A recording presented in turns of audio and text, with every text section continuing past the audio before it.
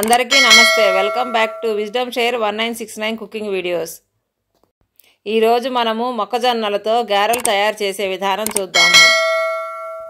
ఇప్పుడు దీనికోసము ముందుగా మనం 2 మొక్కజొన్న కండల్ని తీసుకొని వీటికున్న విత్తనాలన్నింటినీ శుభ్రంగా ఒలిసి ఒక ప్లేట్లోకి తీసుకోవాలి.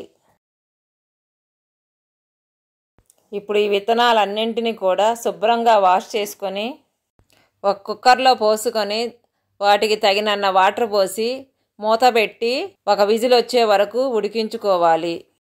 మీరు గుర్తుంచుకోవాల్సింది ఏంటంటే మొక్కజొన్న గారెలకి పిండి అనేది కొంచెం పలుగ్గానే ఉండాలి కాబట్టి ఒక విజిల్ కన్నా ఎక్కువ వస్తే మొక్కజొన్న విత్తనాలు అనేవి బాగా మెత్తగా ఉడికిపోయి పిండి అనేది లూజుగా అవుతుంది. మొక్కజొన్న గారెలు అనేవి అంత రుచిగా రావు.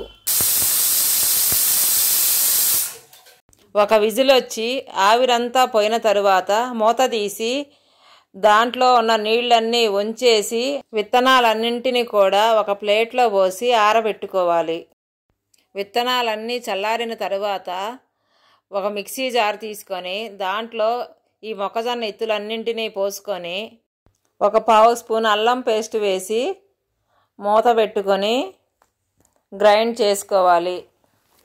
చూశారు కదండి, పిండి అనేది ఈ కన్సిస్టెన్సీతో పలుకుగా ఉండాలి. తరువాత ఒక బౌల్ తీసుకొని మనం గ్రైండ్ చేసుకున్న పిండి అంతని ఈ బౌల్లోకి వంచుకొని దీనిలోకి సన్నగా తొరిగిన ఒక ఉల్లిగడ్డ, సన్నగా తొరిగిన 6 పచ్చిమిర్చి,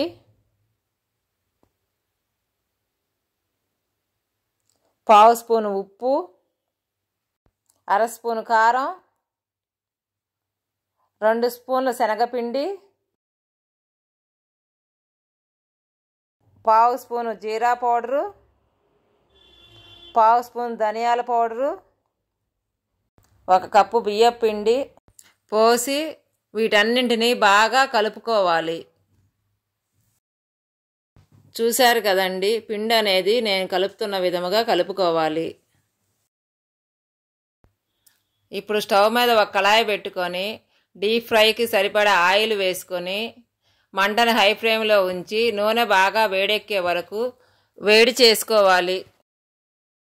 నూనె వేడెక్కేలోపు చేతికి కొంచెం ఆయిల్ పూసుకొని గారె పిండిని చేతిలో పెట్టుకొని నేను ఏ విధముగా అయితే ఒత్తుకొని రంధ్రం పెడుతున్నానో అదే విధముగా మీరు కూడా మొక్కజొన్న గారెలని తయారు చేసుకోవాలి.